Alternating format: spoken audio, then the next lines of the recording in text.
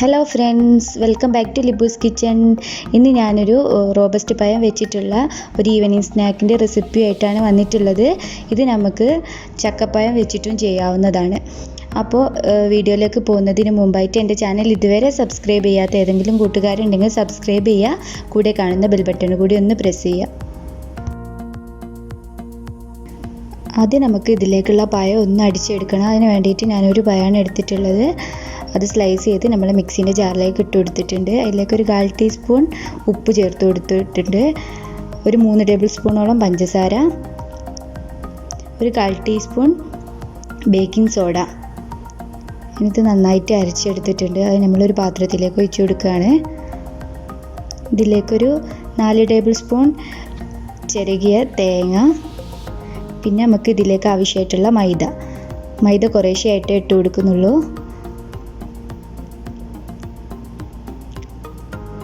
ആവശ്യമെങ്കിൽ വീണ്ടും ചേർത്ത് കൊടുക്കാം.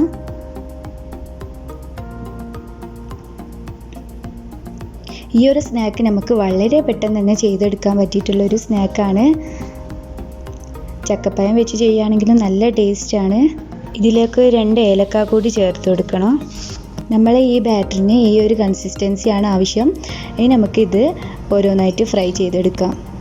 അതിന് വേണ്ടിയിട്ടൊരു പാത്രത്തിൽ ഓയിൽ ഒഴിച്ച് കൊടുത്തിട്ടുണ്ട്. ഒന്ന് ചൂടായി വരുമ്പോൾ നമുക്ക് ഓരോന്നായിട്ടിട്ട് ഫ്രൈ ചെയ്തെടുക്കാം. ഇത് മൈദപ്പൊടി വെച്ച് മാത്രമല്ല ഗോതമ്പ് പൊടി വെച്ചിട്ടും ചെയ്യാറുണ്ട്. ഗോതമ്പ് പൊടിയേക്കാൾ കൂടുതൽ ടേസ്റ്റായിട്ട് തോന്നിയിട്ടുള്ളത് മൈദ വെച്ചിട്ട് ചെയ്യുമ്പോഴാണ്. അപ്പോൾ മൈദേൻ്റെ ടേസ്റ്റ് ഇഷ്ടമല്ലാത്തവരാണെങ്കിൽ ഗോതമ്പ് വെച്ചിട്ടും ചെയ്യാം.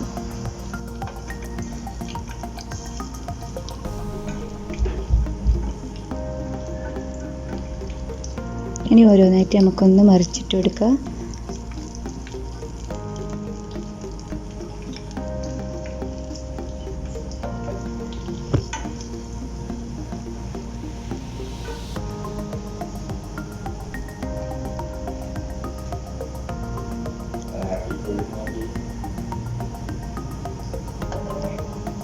ലൈറ്റ് ബ്രൗൺ കളറാകുന്ന സമയത്ത് നമുക്കിത് കോരിയെടുക്കാം.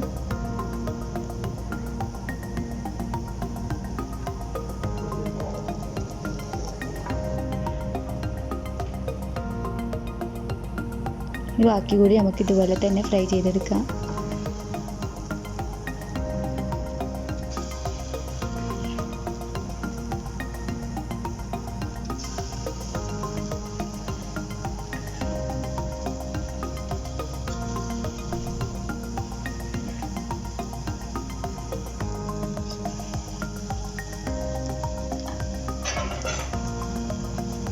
വളരെ സിമ്പിളായിട്ടുള്ളൊരു റെസിപ്പിയാണ്. എല്ലാവരും ട്രൈ ചെയ്ത് നോക്കുക.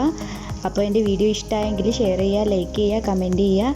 ഇനിയും പുതിയ വീഡിയോസിനായിട്ട് എൻ്റെ ചാനൽ ഇതുവരെ സബ്സ്ക്രൈബ് ചെയ്തിട്ടില്ലെങ്കിൽ സബ്സ്ക്രൈബ് ചെയ്യുക.